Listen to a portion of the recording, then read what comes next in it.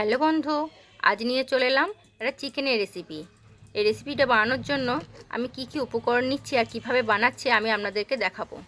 প্রথমে কড়াইটা বসিয়ে নিলাম উনানে, তারপর কড়াইতে তেল দিয়ে দিলাম। এবার তেলটা গরম হওয়া পর্যন্ত একটু অপেক্ষা করব।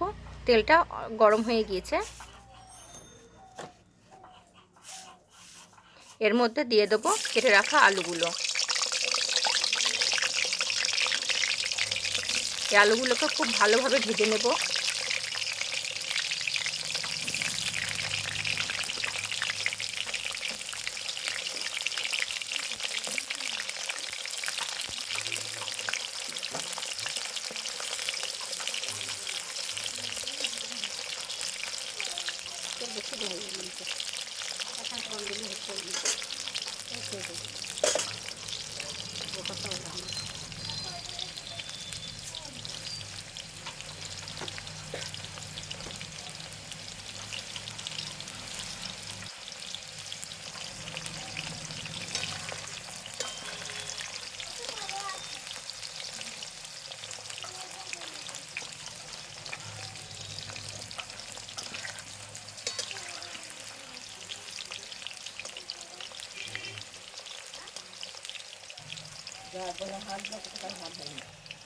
আলুগুলোকে উল্টে পাল্টে খুব ভালোভাবে ভেজে নিচ্ছি।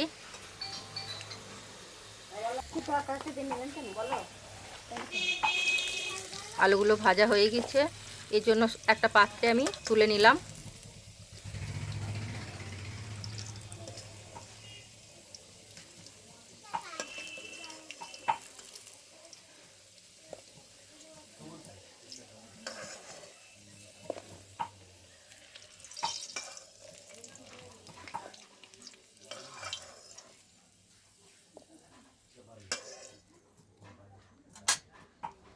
এরপর কড়াইয়ে দিয়ে দেবো কেটে রাখা পেঁয়াজগুলো।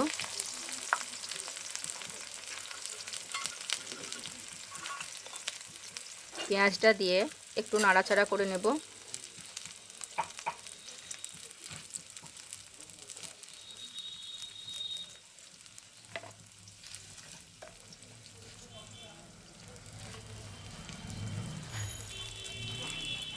দিয়ে দিলাম লঙ্কার কুচি। লঙ্কাগুলোকে আমি হাতেই কুচি করে নিয়েছি।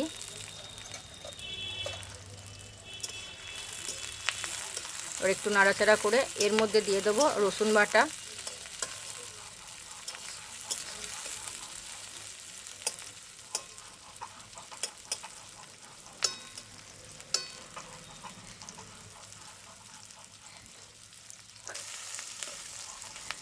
রসুন বাটাটা আমি দিয়ে দিয়েছি। এরপর দিয়ে দেবো টমেটো।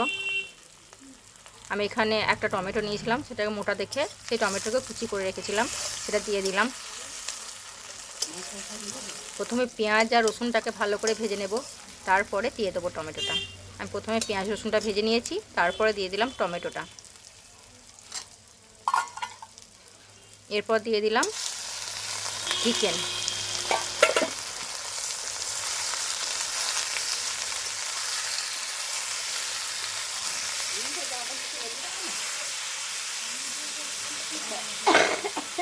এই রেসিপি রান্নার মধ্যে আমি আদা বাটাটা পরে দেব। চিকেনটা একটু রান্না করে নেব, তারপর আদা বাটাটা দেব।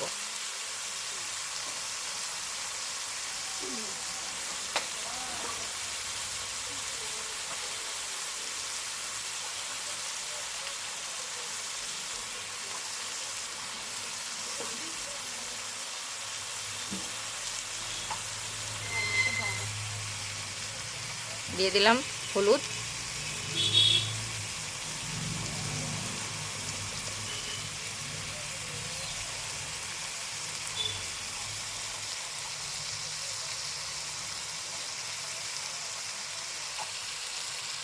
এরপর দিয়ে দিলাম লঙ্কা গুঁড়ো।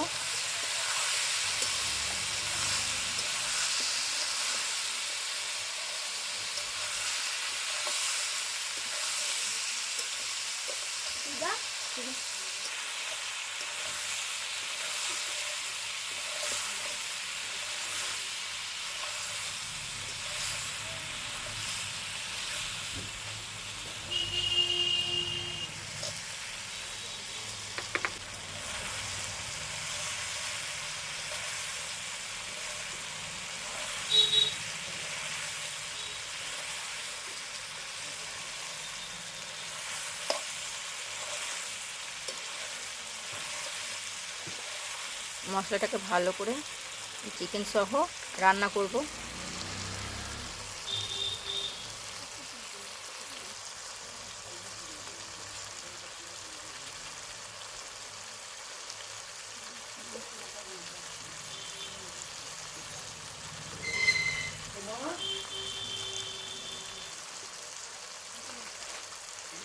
এরপর দেব আদা বাটা, অল্প করে একটু দাও, আর একটু লঙ্কার গুঁড়ো দিয়ে দিলাম। ঝালটা কম হবে সেই জন্য একটু দিলাম, চিকেন একটু ঝাল না হলে ভালো লাগে না। এবার দিলাম আদা বাটাটা, যেটাকে বলে আদার পেস্ট।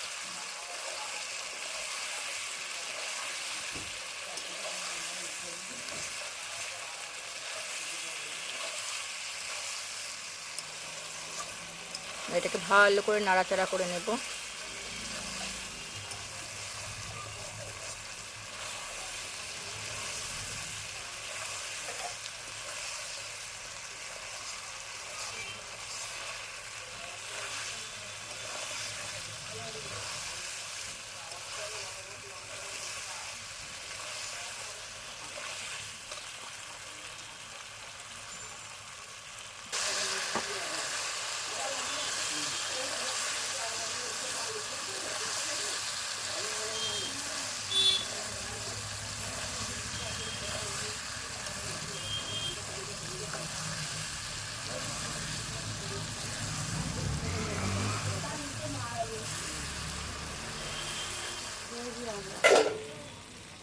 আর আলুগুলো দিয়ে দিলাম, ভেজে রাখা আলুগুলো ওর মধ্যে সব দিয়ে দিয়েছি।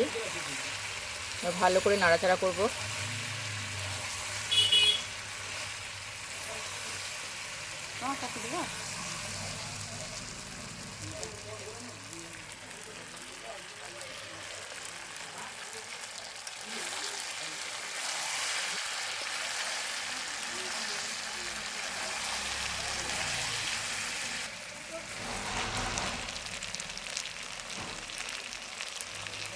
এবার জল দিয়ে দিলাম, এর মধ্যে অল্প পরিমাণ জল দেব, শুধুমাত্র ওই চিকেনটা আর আলুটা সিদ্ধ হওয়ার জন্য। আলু তো ফ্রাই করেছি, অলরেডি হাফ সিদ্ধ হয়েই গেছে, এবং চিকেনটা ভালোভাবে সিদ্ধ হওয়ার জন্য অল্প পরিমাণ জল দেব।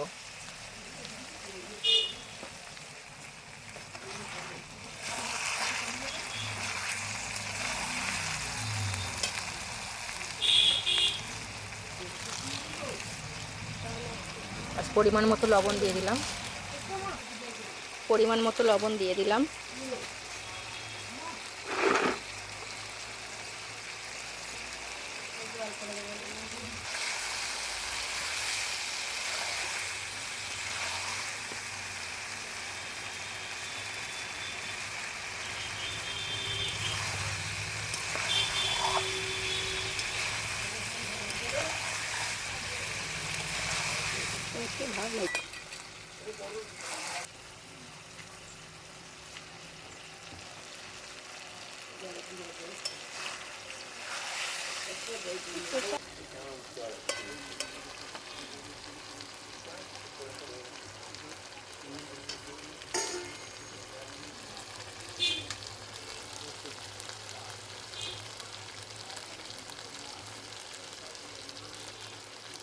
এটা ভালোভাবে সিদ্ধ হয়ে গেলে কি সুন্দর হয়েছে দেখুন, একদম লাল লাল রঙের, দারুণ লাগছে দেখতে।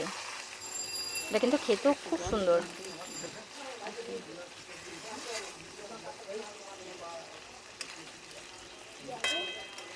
জল দিয়ে দিই, জল দিয়ে দিই।